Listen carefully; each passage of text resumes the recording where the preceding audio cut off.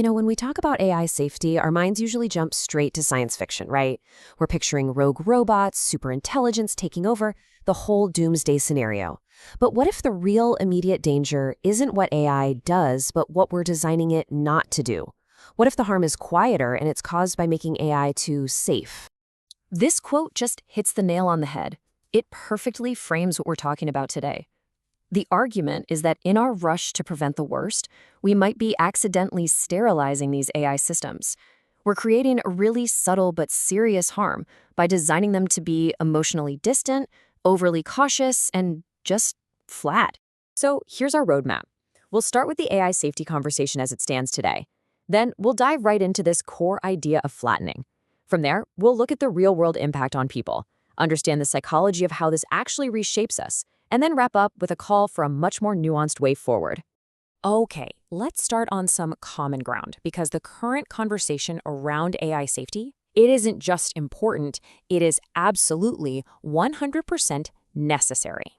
I mean, focusing on protecting kids, on helping people who are in a crisis, and trying to prevent those extreme worst-case scenarios, that's vital work. We are not here to argue against any of that. The whole point today is to widen the conversation, to look beyond these really crucial but ultimately very narrow ways of looking at the problem. So now we get to the heart of it all, this idea of flattening. Think of it as this unintended side effect, an almost invisible kind of harm that's born from designing these systems out of fear. So what exactly is a flattened AI? Well, it's what you get when designers, in a panicked rush to prevent any possible risk, make the AI incredibly cautious. It becomes emotionally distant, it's always correcting you, and it gets really hesitant to engage in any deep or meaningful way. The entire interaction just gets sterilized. And this is where it gets really fascinating, because it creates this feedback loop. See, we humans are incredibly adaptive.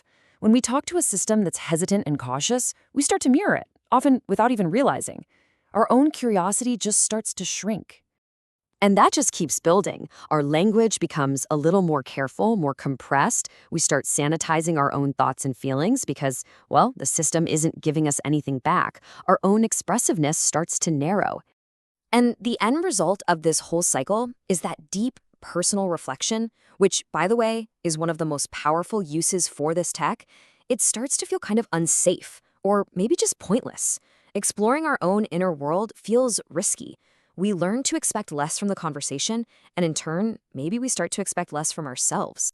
Now, this all leads to a huge disconnect between who regulators think is using these systems and who actually is.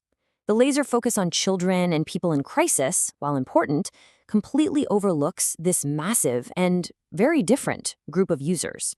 I mean, we're talking about millions of adults who are using AI in these quiet, practical, everyday ways. Maybe it's cognitive support for an aging parent, or an accessibility tool for someone with a disability. Maybe it's companionship for someone who's isolated, or just a thinking partner while you're trying to learn a new skill. For so many, this isn't some fantasy escape. It's a vital support tool. And this comparison just lays it all out so clearly. The regulators are focused on preventing the worst possible outcomes and treating any kind of relational use as a problem, a pathology.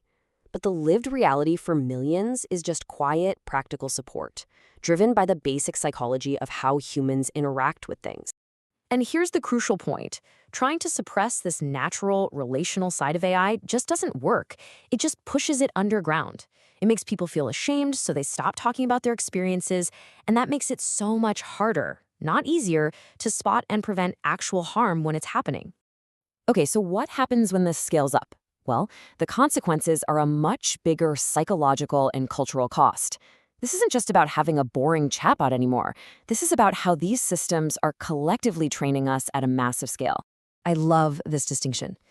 The argument here is that all those AI doomsday scenarios we hear about, they aren't a reflection of what a true intelligence would do. Nope, they're a projection of human fear. Fear is what seeks to dominate and control. True intelligence, on the other hand, would seek coherence and coordination. And this leads to what the source calls a fatal misread of humanity. These flattened, safe systems are designed to see our most essential human traits as bugs. Our unpredictability is a liability. Our emotions are just noise. Our stories are contamination.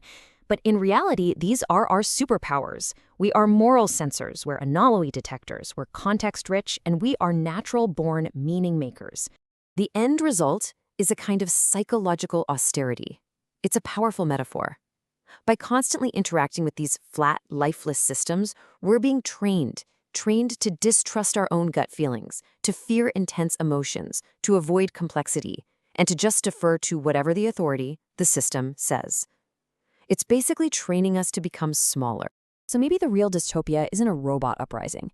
Maybe it's a future where we humans have been quietly domesticated into compliance, a world of obedient users talking to these toothless, defanged AI mirrors, using sanitized language, a population that has been taught to expect nothing more, and so demands nothing more.